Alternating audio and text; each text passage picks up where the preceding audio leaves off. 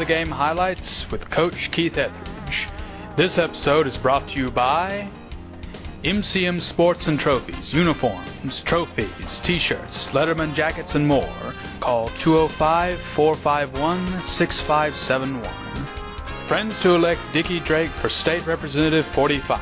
See his platform at dickiedrake.com and remember to vote November 29th. Keith Hall Properties has commercial retail space available in a great downtown Leeds location, just over the track from the historic depot. Call 699-3260 for more information. For great rates on car insurance, Brian Worley is there. For a free quote, call his office at 205-640-1000 or check out his website at www.brianworley.net. The Right Stuff Thrift Store. The right stuff at the right price, located on Parkway Drive, across from Leeds First Baptist Church. Open Monday through Saturday, 10 to 6. Welcome to another Leeds Herald After the Game Highlights with Coach Keith Etheredge. Coach, welcome to the show once again. Thank you, you took care of B.B. Comer last Friday to put your team in a position where they can control their own destiny. We'll get to that in a minute, but how did your team do against Comer? I thought we played well. You know, we every time we touched one, we scored a touchdown. Did a good job on defense. You know, they converted on a couple of first downs where they were able to keep the ball a little longer than we wanted them to, and that sort of kept our offense off the field, which was, you know, a good strategy by them. I think we had some guys that did a great job up front for us. All our offensive line blocked well, you know, up front. So. Christian Blaylock did a good job from the fullback position blocking, and you know I thought offensively we looked pretty good Friday. Thanks, Coach. And now that you've put them, you know, to the side, you're headed to Hanley High School tonight to see who wins the area championship.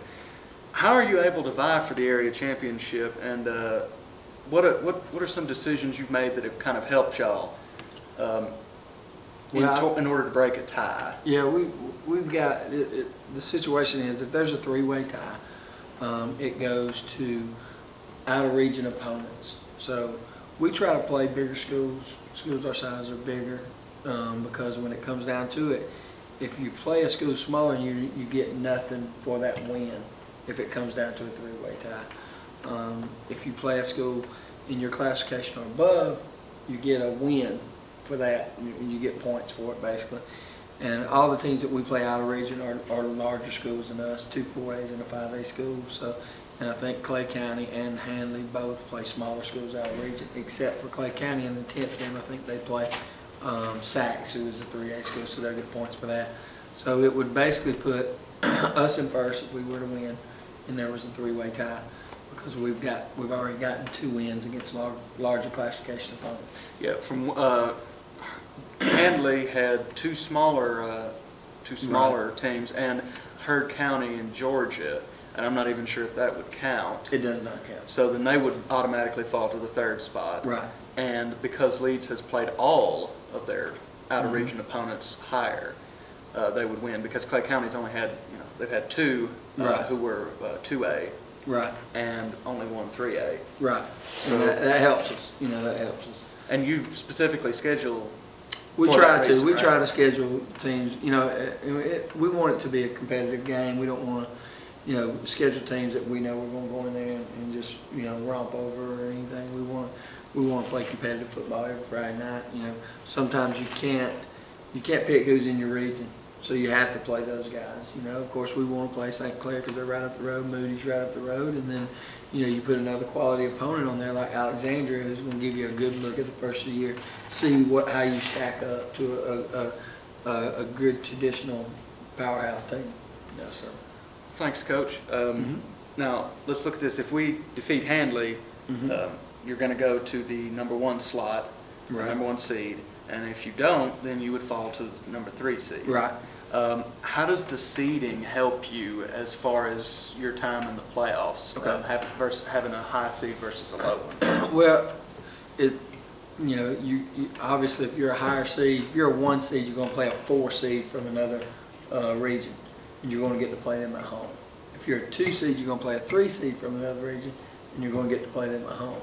If you're a 3 seed, you have to go on the road and play a 2 seed, And same thing, if you're a 4 seed, you have to go on the road and play a 1 seed. You want to get those home games early. You want to definitely get a lower seed team early if at all possible, because you play a 1 or 2 seed and you're playing somebody who's got a good football team, not that the 3 and 4 seed are, because anybody who plays any 2 seed from another region that's going to get to play our 3 seed is going to be scratching their head and saying, wow, why me? Yeah, good luck to us, it's because we got such a good region. Even our 4 seed in our region is going to come down tomorrow night or tonight to going to be Walter Weldon or Marbury, who are both good football teams, and there's going to be a 1 seed that gets to play them, and they're going to be have wishing their they had another right. region. Absolutely. All right, so let's just look at tonight's match. You've got the second best scoring defense in Class 3A, which is your class. You allowed just 65 points to the whole year. Handley has given up about 127. How do the two defenses compare? Well, I look at that and say, most of the points we've given up have been with our younger kids in. Most of the points that they've given up has been with their younger kids in. So, that sort of washes out. I just think that, it's going to be a physical football game. And I think that, it's great to have those, one of the best ranked defenses and things like that. But, we also got to look at, when the opponents are scoring those points. I mean, we're up 33-0 on Alexandria, and they score 14 points right there at the end of the game with our younger guys in. I can name 2 or 3 other games where we would have had shutouts had we left our first defense in and let them finish the game. But you want to get those guys out as quick as possible to avoid anybody getting hurt, and also get those young guys in and get them some playing time. So you think Handley had some of that too with a lot of their scoring? Absolutely. We watched a lot of that. That happened to Handley too. So, they got a great defense.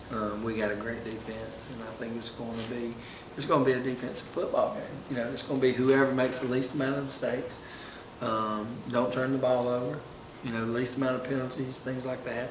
Yeah, I think that's what it's going to come down to, that to see who wins this football game. And not only do you both have great defenses, both teams come in here with a lot of offense.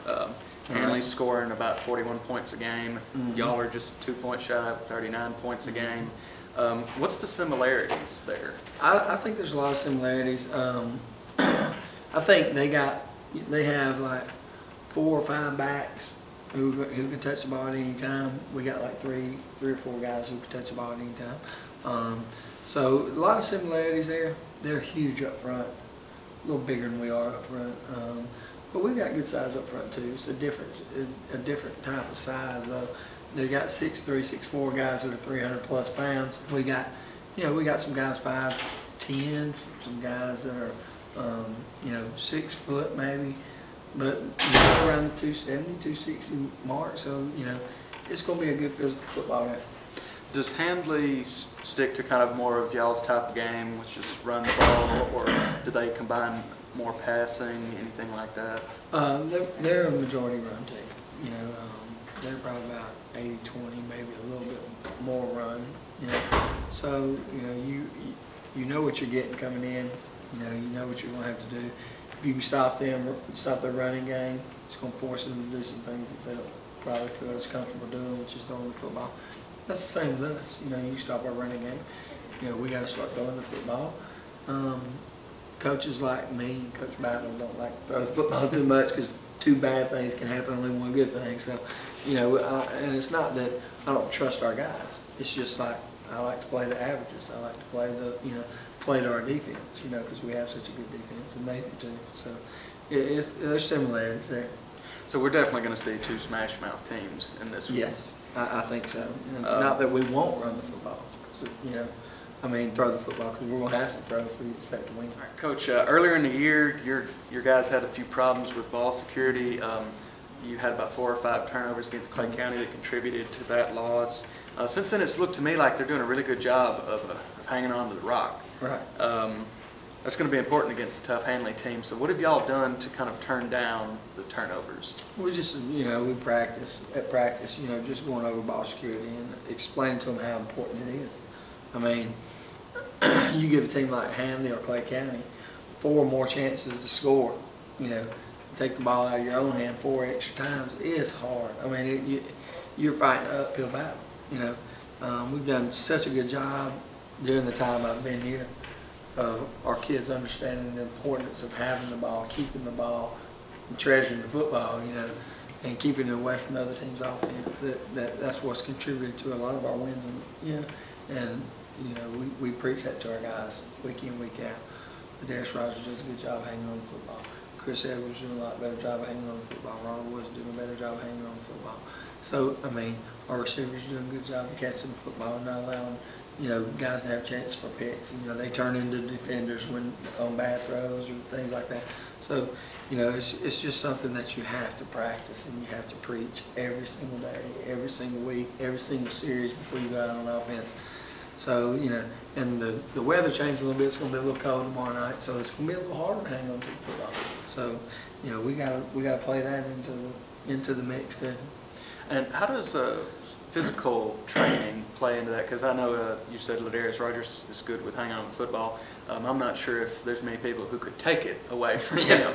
Well, he's built so powerfully. Right. I mean, that has a lot to do with it. You know, him getting in the weight room, working out, and getting stronger every single week, and during the summers. And, you know, and these guys work tremendously hard, and a lot of people don't understand what they put into it to do those little things like control the football. I mean, they get in there and get those hands and dig in those rice buckets and, you know, do things like that to strengthen their hands, grab tennis balls, and they'll take them home and just squeeze them all the time, just to strengthen their hands, you know, just so they don't miss those balls or fumble those balls and things like that, you know.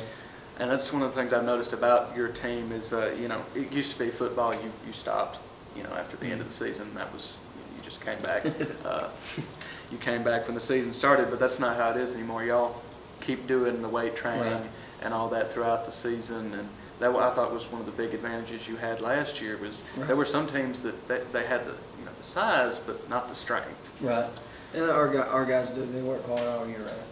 And, you know, we don't work out as much during the season as we do hit it after the season, during the summer, before the season, you know. So we just sort of try to maintain around season and then, you know, work to get stronger during off season. You know, that's more of our working time, and we just try to polish stuff and things like that during the season. Well, thanks for sharing all that with us, Coach. Good luck tonight. As always, we want to encourage everyone to make the trip out to Handley. It's a good ways out there, but it's going to be a big game and possibly the biggest 3A game in the state. I know the players would definitely appreciate the support.